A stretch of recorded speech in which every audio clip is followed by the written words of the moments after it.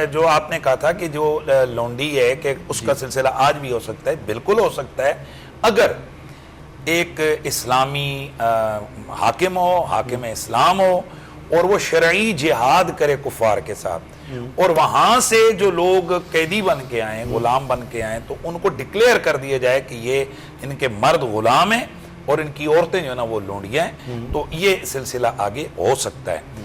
آپ نے سوال کیا کہ ان کے لیے نکاح ضرورت نہیں ہے، نکاح کے ذریعے سے صرف ملک بز حاصل ہوتی ہے، یعنی نکاح ایک ایسا آپ کا معاہدہ ہے کہ وہ عورت تو ایک آزاد چلتا پھرتا پنچھی تھا، آپ نے دو لفظوں میں اس کی ایک کی ملکیت حاصل کر لی، یعنی آپ کے لیے وہ حلال ہو گئی۔ سمجھ رہے ہیں؟ ملک بزا اس کو کہتے ہیں کہ آپ نے ایجاب اور قبول اور ساتھ مہر، اس کے ذریعے سے اس عورت کے اس ملک بزا آپ کو حاصل ہوئی۔ تو جو لونڈی ہے اس کی تو مل کے رقبہ ہے آپ کے پاس، یعنی وہ سر سے لے کے پاؤں تک آپ کی ہے۔ تو عورت کے ساتھ، عام بیوی کے ساتھ نکاح یعنی وطی کرنا جائز ایسے ہوا کہ اس کی مل کے بزا آپ کو حاصل ہوا۔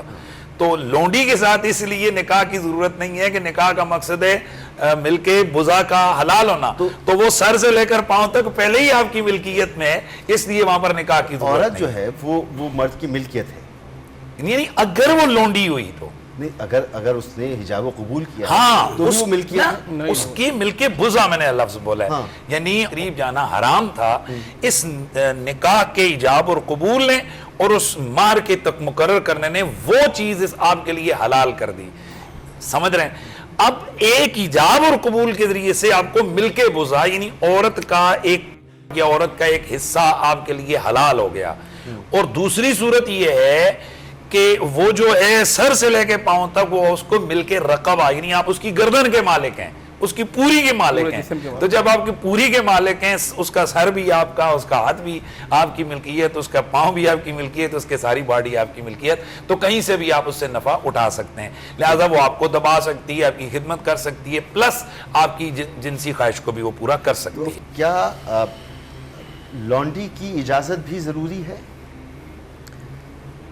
دیکھیے یہ ایک بات درمیان میں آ گئی، اور اس کی وضاحت کسی حد تک مفتی صاحب نے کی بھی، کہ یہ نظام پہلے سے چلا آ رہا تھا اور شریعت نے اس کی اصلاح کی ہے، ان لونڈیوں کے حقوق کا تحفظ کیا ہے۔ اب آپ نے اس میں ضمناً 2-3 سوال پوچھے۔ اسلام نے ان لونڈیوں سے جماع کی اجازت دی، لیکن یہ پہلے سے ہوتا ہوا آ رہا تھا، اس اجازت کو برقرار رکھا اور اس کے حقوق متعین کر دیے۔ اب آپ نے یہ سوال کیا تھا کیا وہ نکاح عام کسی اور سے کرے تو وہ مالک کی اجازت سے کر سکتی ہے، اسے اجازت ہے، مالک آزاد کرے گا کر سکتی ہے، اور حکم یہ ہے کہ بہتر یہ ہے کہ کر دیا جائے۔ اور شریعت نے اس نظام کو، ایک چلتے ہوئے نظام کو اسلوب، قانون کے اسلوب میں ڈالا ہے، مگر اسے بڑھایا نہیں ہے، ایسا نظام دیا ہے کہ یہ خود بخود ختم ہوا ہے، جیسے جیسے اسلام آگے بڑھا یہ نظام ختم ہوا ہے۔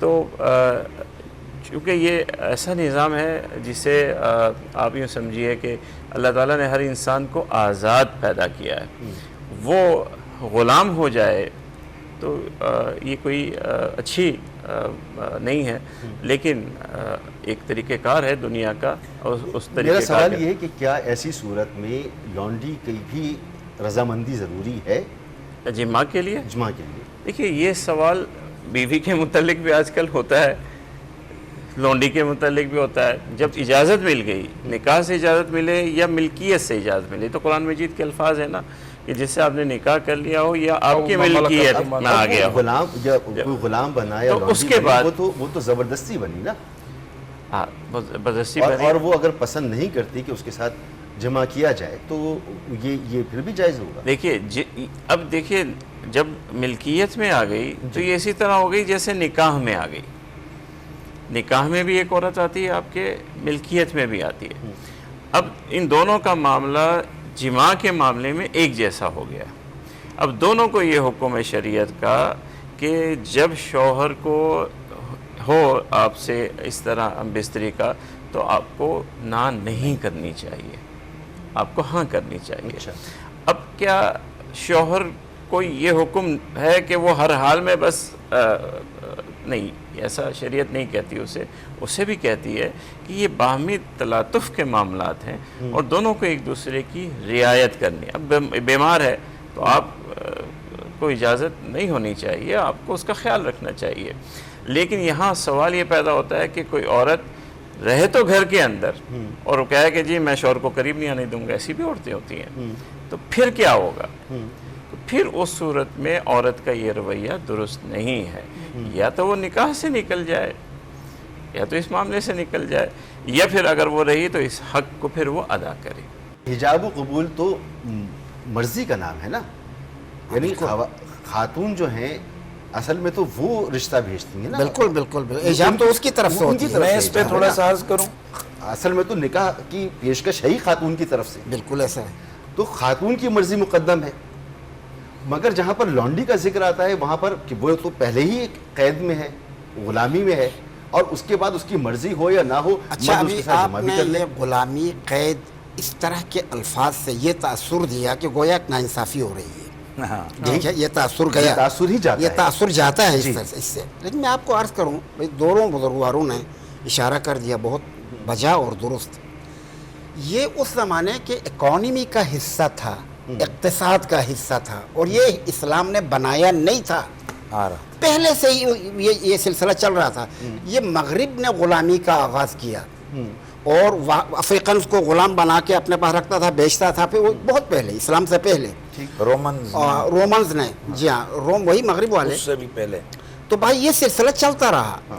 تو اکانومی تھی اس وقت. اگر اسلام آنے کے بعد ایک ساتھ اچانک اس کو روک دیتی، یعنی اسلام روک دیتا، تو ایسی صورت میں اکانومی ڈسٹرب ہو سکتی تھی مسلمانوں کی. شراب بھی تو اکانومی تھی. ایک منٹ، نہیں، پی جاتی تھی. وہ شراب کا مسئلہ کچھ اور ہے. شراب کے خطرات بھی بہت زیادہ ہیں. اچھا، اس لیے اسلام نے حوصلہ شکنی کی، غلاموں کو لینے، غلاموں کو بیچنے اور غلاموں کو رکھنے کی حوصلہ شکنی کی. اور حوصلہ شکنی اس طرح سے کی کہ ابھی اور بزرگواروں نے اشارہ کر دیا کہ آپ گناہ کرتے ہیں تو بعض گناہوں میں کہا کہ اس کو آزاد کر دو، اس کا رقبہ کر دو. تو اس طرح سے کئی غلام آزاد ہو. پھر اسلام نے یہ بتا دیا اگر مالک نے اس کے ساتھ مخاربت کے نتیجے میں اولاد پیدا ہو گئی اور باپ مر گیا تو یہ اس اولاد کے ارث میں نہیں جا سکتی ہے، خود بہت آزاد ہو جائے گی، چونکہ وہ ام ولد بن جائے گی. اور ام ولد جو ہے وہ بیٹا اپنی ماں کا مالک نہیں بن سکتا ہے، اور ماں اپنے بیٹے کی مملوکہ نہیں ہوتی ہے، آزاد ہو جائے گی. یہ اسلام نے بتا دیا. یعنی باقیوں کے ہاں تو یہ چیزیں نہیں تھیں. اسلام نے اس طرح کے احکام دیے اور اس کے نتیجے میں آہستہ آہستہ یہ ختم ہوا. اگرچہ قانونی طور پہ باقاعدہ ختم غالباً برطانیہ نے کیا ہے. یعنی ایک دن اعلان کر دیا کہ غلامی آج کے بعد نہیں چلے گی، یعنی اس نے ختم کیا ہے. یا مغرب میں باہر کسی ملک نے کیا، غیر مسلموں نے اعلان کر دیا. نہیں، غیر مسلموں نے ہی بنایا تھا. یعنی اس قانون کو بنایا بھی غیر مسلموں نے ہی تھا، انہوں نے اعلان کر دیا. لیکن پہلے سے تو شراب بھی چلی آ رہی تھی، پہلے سے تو سود بھی چلا آ رہا تھا، پہلے سے غلامی بھی چلی آ رہی تھی. ساری چیزیں تو ختم ہوئی. شراب کسی دین میں اور کسی اس میں جائز نہیں ہے، کہیں پر بھی نہیں ہے. جو آپ کہہ رہے ہیں نا وہ غلامی بھی تو جائز نہیں ہے. نہیں، غلامی تھا نا. منصور صاحب میں ایک بات کروں آپ سے. جی غلامی پہلے سے تھی. آپ کا سوال یہ ہے کہ یہ باندی کو بغیر نکاح کے یا بغیر اس کی اجازت کے اس سے جماع جائز کیوں ہے؟ پھر کیا ہوتا؟ دوسرا راستہ کیا مرضی ہوتی نا. نہیں، دوسرا راستہ کیا ہے؟ میں تھوڑا سا کہ بہتر یہ عرض کر رہا ہوں کہ اس کی شادی کر دی جائے. سب سے پہلے جو رق ہے یعنی غلامی ہے، تھوڑا اس کو کانسیپٹ کلیئر کریں. ایک لشکر نے شہر پہ حملہ کیا، وہاں جو فوج تھی، جو دفاع تھا، ختم ہو گیا. اب پیچھے رہ گئے مرد اور خواتین اور بچے. اب اس میں دو صورتیں ہیں، یا تو ان سب کو قتل کر دو، بصورت دیگر ان کو زندہ رکھو.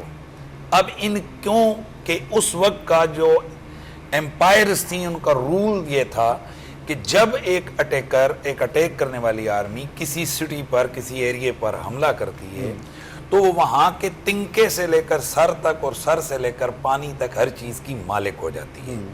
اب جب تمام چیز اس کی ملکیت میں آ گئی تو یہ انسان بھی اس کی ملکیت میں آ گئے.